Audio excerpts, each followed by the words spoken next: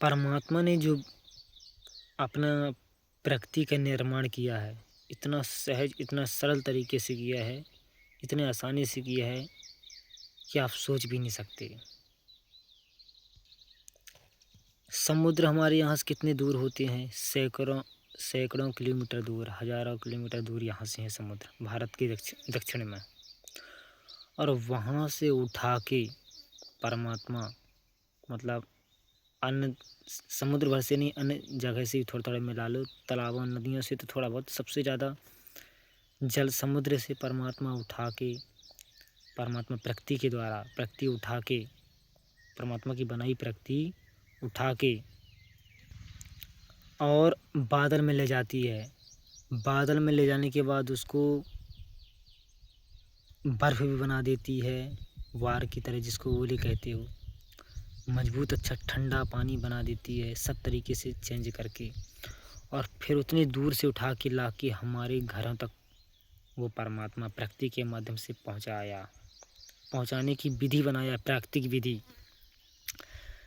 और हमारे घर घर जल आता है, वो कितना भी गंदा हो, कैसा भी जल हो, धरती पर गिरने के बाद, धरती में नीचे जाने के बाद छान-बीन के इतना स्वच्छ और मीठा जल हो जाता है कि आप उसको ये मशीनों से भी उतना मीठा, उतना बेहतरीन नहीं बना सकते। परमात्मा की इस विधि को इंसानों ने खारिज करके रिजेक्ट कर दिया।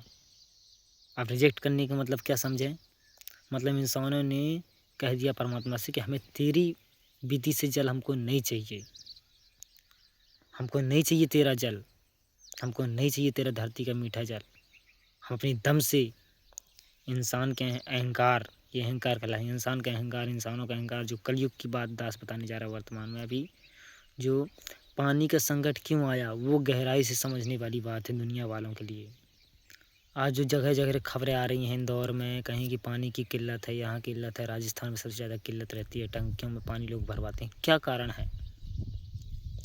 कि परमात्मा के द्वारा दिया हुआ जल उतने दूर से ला के परमात्मा आपको फ्री में आपके घर में पहुंचाने के बाद आप उसको रिजेक्ट कर रहे हो कि नहीं चाहिए हमको तेरा, अपनी दम से हम बोर कर लेंगे, अपनी दम से हम ज़मीन में मशीन से बोर करके हम पानी निकाल लेंगे, हमको तेरा पानी नहीं चाहिए। और उस विधि को दुनिया वालों ने रिजेक्ट कर दिया, परमात्मा की प्राकृतिक विधि को रिजेक्ट कर दिया और कृत्रिम विधि को अपना लिया, अपनी सोचनी विधि को। जब उस विधि को रिजेक्ट करने के लिए क्या किया, जगह जगह रेतीली जगह हो गई, पक्के मकान या बड़े बड़े जो शहरों में बनते जा रहे हैं, तो क्या हुआ, पानी नीचे नहीं जा रहा, तो भूजल स्तर गिर गया। अब वो जल बह के वापस समुद्र में नदियों के माध्यम से वापस चला जाता है। मतलब परमात्मा के दिए हुए विधि को इग्नोर कर दिए जल को, तो वापस वो आके जल आपका समुद्र के नदियों के माध्यम से वापस चला जाता है। इसी वापस जाने के चलते ना जाने कितने गाँव को बाढ़ जैसी परेशानी झेलनी पड़ती है।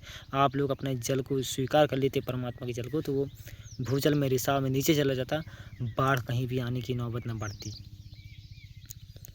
तो उसी का खामियाजा अब भुगतना पड़ रहा। अब और ये परिणाम बढ़ सकते हैं अगर समय रहते प्रकृति के इस क्रोध को अगर आप लोगों ने नहीं रोका। पार्वती जैसे क्रोध आए थे, पार्वती का क्रोध बढ़ा तो शंकर ने कैसे रोका, तो इस तरह प्रकृति के क्रोध को अगर आपने नहीं रोका, अर्थात ये होल्डिंग नहीं हुए, बड़े बड़े शहर में जो बिल्डिंग बन रही हैं, जगह जगह मकान बढ़ते जा रहे हैं, तो ये आगे विनाश और बुरी तरह प्रभावित कर देगा, दुनिया वालों के लिए बड़ी परेशानी बन जाएगी। तो समय रहते जागरूक करो। परमात्मा की बनाई विधि से बढ़ के दुनिया की कोई विधि सहज नहीं हो सकती, आसान नहीं हो सकती, परेशानी ही परेशानी बढ़ेगी। और इस विधि को आप परमात्मा की सद्भक्ति मार्ग में आने के बाद ही अच्छे से आप समझ सकते हैं, तभी आपका विश्वास बढ़ेगा, तभी आप इन चीज़ों को गहराई में चिंतन मनन कर सकते हैं। तो मानवीय सोच विनाश की तरफ जा रही है, परमात्मा की सोच आपको आगे बढ़ा सकती है, परमात्मा की ज्ञान विधान जो है आपको आगे बढ़ा जाएंगी। ये सभी जानकारियों के लिए आप सद्गुरु रामपाल जी भगवान के सत्संग सुनना भी शुरू कर दीजिए। संत रामपाल जी महाराज आप यूट्यूब फेसबुक में सर्च करें और उनकी शरण में आएँ, तभी आपको परमात्मा आपको इस आगे के लिए सद्बुद्धि जो है प्रदान करेगा। बंदी छोड़ सतगुरु रामपाल जी भगवान की जय हो।